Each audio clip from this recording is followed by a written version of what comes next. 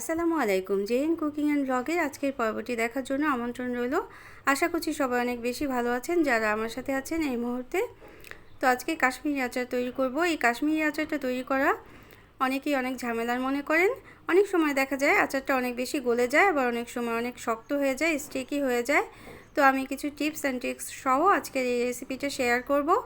রেসিপিগুলি ভালো লাগলে অবশ্যই লাইক দিয়ে দেবেন ভিডিওটা দেখার শুরুতে, এবং চ্যানেলটাকে সাবস্ক্রাইব করে আমার পাশে থেকে যেতে পারেন নিত্য নতুন আরও কোনো রেসিপি পাওয়ার জন্য। তো চলুন দেখছি কিভাবে। তো আম নির্বাচন হচ্ছে প্রথম টিপস, অর্থাৎ খুব বেশি কাঁচা আম নির্বাচন করা যাবে না, একটু পরিপক্ক আম নির্বাচন করতে হবে।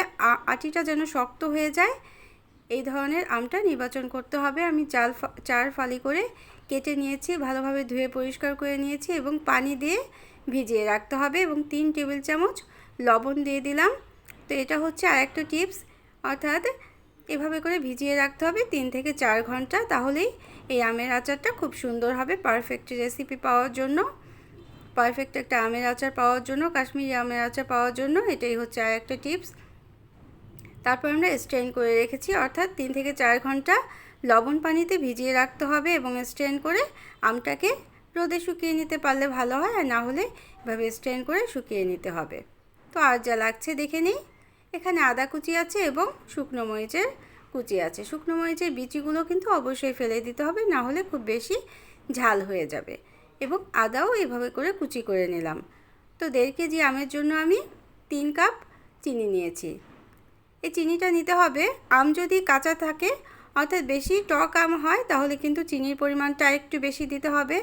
আর আমার আমগুলো আর কিছুদিন থাকলেই পেকে যেত, এই ধরনের আম নিলে চিনির পরিমাণটা এরকম নিলেই হবে। তো এভাবে করে নেড়ে নিতে হবে, নেড়ে চিনিটা গলে যাওয়া পর্যন্ত অপেক্ষা করতে হবে। তো রান্না করে নিতে হবে মিডিয়াম আঁচে।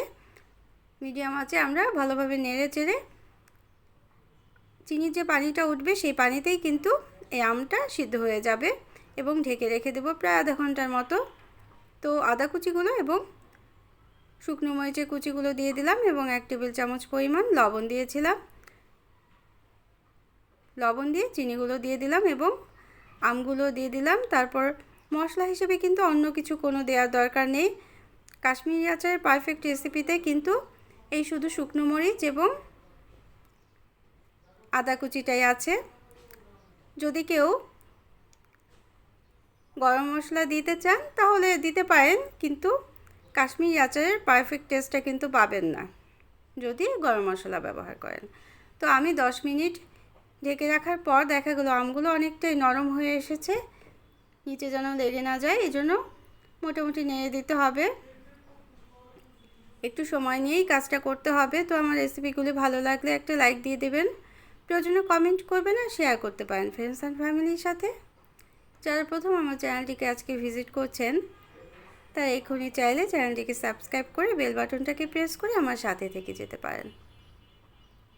তো এখানে 1/3 কাপ পরিমাণ ভিনেগার দিয়ে দিলাম। এই ভিনেগারটা দিলে আমের আচারটা কিন্তু সারা বছর সংরক্ষণ করা যাবে এবং অনেক বেশি ভালো থাকবে। তো আমাদের আমের আচারটা প্রায় শেষের দিকে। তো অবশ্যই কিন্তু একটা কাজ করতে হবে, সেটা হচ্ছে আচারটাকে খুব বেশি শুকিয়ে ফেলা যাবে না। এভাবে একটা শিরা রাখতে হবে। এই শিরাতে যদি আমের আচারটা থাকে তাহলেই কিন্তু আমের আচারটা অনেক দিন পর্যন্ত ভালো থাকবে এবং সংরক্ষণ করা যাবে। তো আম নির্বাচনের ক্ষেত্রে এই ধরনের আমটাই নির্বাচন করতে হবে, যেন আটিটা শক্ত হয়ে যায় এবং অনেকটাই পরিপক্ক আম, তাহলেই কিন্তু আমের আচারটা গলে যাবে না। আর যদি সম্পূর্ণ একেবারে শিরাটা শুকিয়ে ফেলেন তাহলে আমের আচারটা কিন্তু একেবারেই শক্ত হয়ে যাবে, এজন্য অল্প শিরা থাকতেই নামিয়ে নিতে হবে। আর যদি খুব বেশি শিরা থেকে যায় তাহলে দ্বিতীয়বার আবার জাল দিয়ে নিতে হবে। তো আমাদের আমের আচারটা প্রায় শেষের দিকে। এরকম একটা আমের আচার কাঁচা আম ফুরিয়ে যাওয়ার আগেই কিন্তু বানিয়ে নেবেন, সবাই অনেক কি পছন্দ করবে এই কাশ্মীরি আচারটা। তো আমার রেসিপিগুলি যদি ভালো লাগে চ্যানেলটাকে সাবস্ক্রাইব করে আমার সাথে থেকে যেতে পারেন নিত্য নতুন আরও কোনো রেসিপি পাওয়ার জন্য। আর কেমন লাগলো অবশ্যই কিন্তু কমেন্ট করে জানাবেন। তো আমি ঠান্ডা হওয়ার জন্য এভাবে করে ডিশের মধ্যে দিয়ে দিলাম। তারপর আমরা একটা বয়মে ভরে রেখে দেব সারা বছর সংরক্ষণ করার জন্য। তবে বয়মটা যাতে খুব ভালোভাবে ধুয়ে পরিষ্কার করা এবং শুকনো করে শুকিয়ে নিতে হবে, কোনো পানি যেন না থাকে, এবং পরে যখন আমের আচারটা খাওয়া হবে কোনো পানির স্পর্শ যেন আমের আচারের বয়মে না যেতে পারে সেদিকে খেয়াল রাখতে হবে। তাহলেই কিন্তু সারা বছর সংরক্ষণ করতে পারবেন এই কাশ্মীরি আচার। কাশ্মীরি আচারটা কিন্তু অনেকই তাড়াতাড়ি নষ্ট হয়ে যায়। তো এই টিপসগুলো যদি ফলো করে তৈরি করেন তাহলে কিন্তু আমের আচারটা অনেক দিন পর্যন্ত ভালো থাকবে এবং এরকম সুন্দর আচারটা তৈরি করতে পারবেন। তো কেমন লাগলো অবশ্যই জানাবেন। Thanks for watching. আল্লাহ হাফেজ।